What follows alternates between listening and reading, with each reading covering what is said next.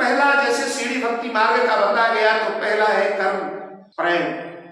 सबसे पहले अपने ही परिवार में प्रेम का एक आभास उत्पन्न करना चाहिए, प्रेम को जन्म देना चाहिए।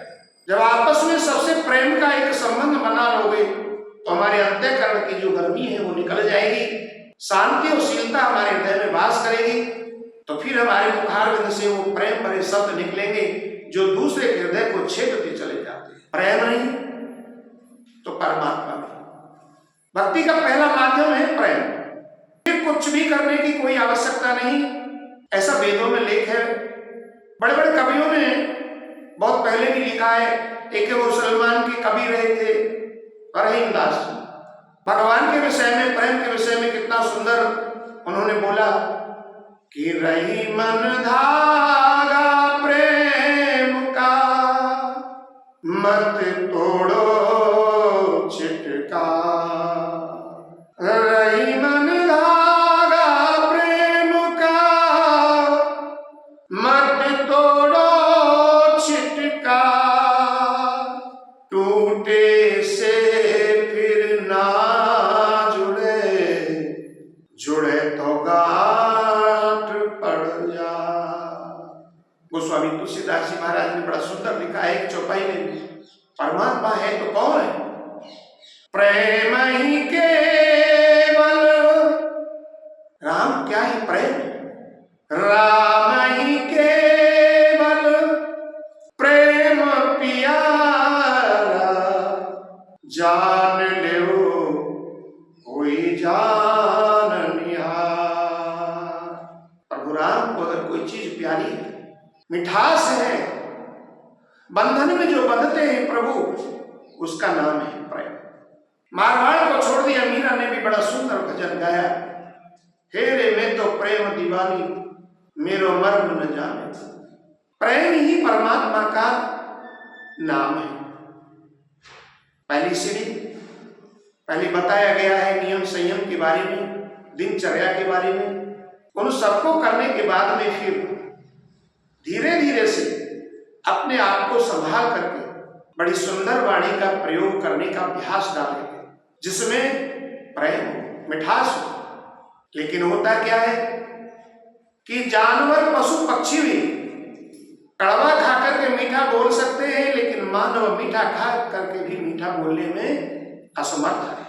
अब देखिए, तोता है, तोता को सबसे ज्यादा प्रिय क्या है? मिर्चा। बड़ा प्रेम से खाता है मिर्चा। तो मिर्चा क्या है? तीखा है, कड़वा है, लेकिन बोलता बड़ा सुंदर है, मीठा बोलता है। अब कोयल को देखो कितना सुंदर बोलती है।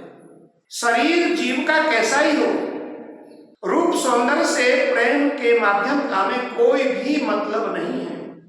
शरीर जैसा हो बना रहे, लेकिन हमारा प्रेम कब खत्म होता है कि हम अपने इस शरीर के ऊपर ध्यान ज्यादा दे लेते हैं। वाणी में रस, प्रेम होना चाहिए। स्वरूप चाहे कैसा ही, अगर मधुरता है, वाणी में रस है, प्रेम है, तो आनंद है। बहुत सुंदर स्वरूप है किसी का, कर्कश वाणी है तो देखा होगा पूरा जी खराब हो जाता है, सुनने वाले का भी और सुनाने वाले का भी। क्यों? कि हर जीवात्मा को प्रेम रस की जरूरत है। कबीरदास जी ने भी इस पर बड़ी सुंदर टिप्पणियां लिखी हैं। उन्होंने भी यही शब्द में कह दिया, पोथी पढ़ पढ़ जुग। पुस्तकों को पढ़ते पढ़ते जीवन व्यतीत हो गया, लेकिन सारांश हाथ नहीं आया। और जब सारांश आया तो उन्होंने एक क्षण मात्र में कह दिया कि 2.5 अक्षर प्रेम का पढ़े सो पंडित होए।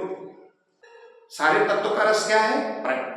जब अपने जीवन में हम प्रेम की भाषा को ढाल लेंगे, प्रेम की वाणी को हम अपना लेंगे, तो भक्ति मार्ग में हमको किंचित भी कोई बाधा हमें नहीं सताएगी। और अगर हम कर्कश रहेंगे तो वो भक्ति मार्ग में कठिनाई है, क्योंकि कर्कश भाषा, कड़वी भाषा किसी को भी प्रिय नहीं है।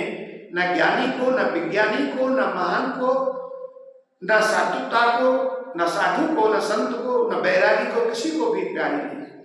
किसी ने आपसे दुर्वचन बोला लगता तो तीक्ष्ण बाण की तरह है, लेकिन उसे सहन करके बदले में अगर मौन रहना भी हम लोग सीख जाएं तो हमारी भक्ति में बाधा उत्पन्न नहीं हो। अच्छे संतों का भी स्वभाव ऐसा ही होता है। वो सारे ज्यादा आडंबर को त्याग करके केवल और केवल भक्ति को ही अपना माध्यम बनाने के प्लान में लगे रहते हैं। क्यों? परमात्मा जो है उनका निवास भी भक्त के ही पास है। कोई ऐसा नियम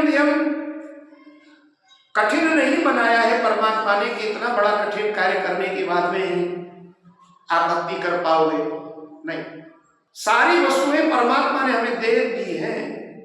वो सिर्फ देख रहे हैं कि हम अब कर क्या रहे हैं। कितनी सुंदर जिह्वा दी है, लेकिन वो देख रहे हैं कि ये बोल कैसे रहे। सुंदर नेत्र संसार को दृष्टिगोचर करने के लिए दिया, देख रहे हैं कि ये देख किसको रहे। परमात्मा ने देने में कोई कसर नहीं छोड़ी, लेकिन इंसान अगर उन पर ध्यान न दे तो वो कमी किसकी है? हमारी अपनी कमी है, क्योंकि हम उस मार्ग पर जाने के लिए तैयार नहीं है, जाना चाहते नहीं, जिससे हम और हमारी आने वाली जो फ्यूचर है, पीढ़ी है, वो भी सहज सरल स्वाभाविक बने।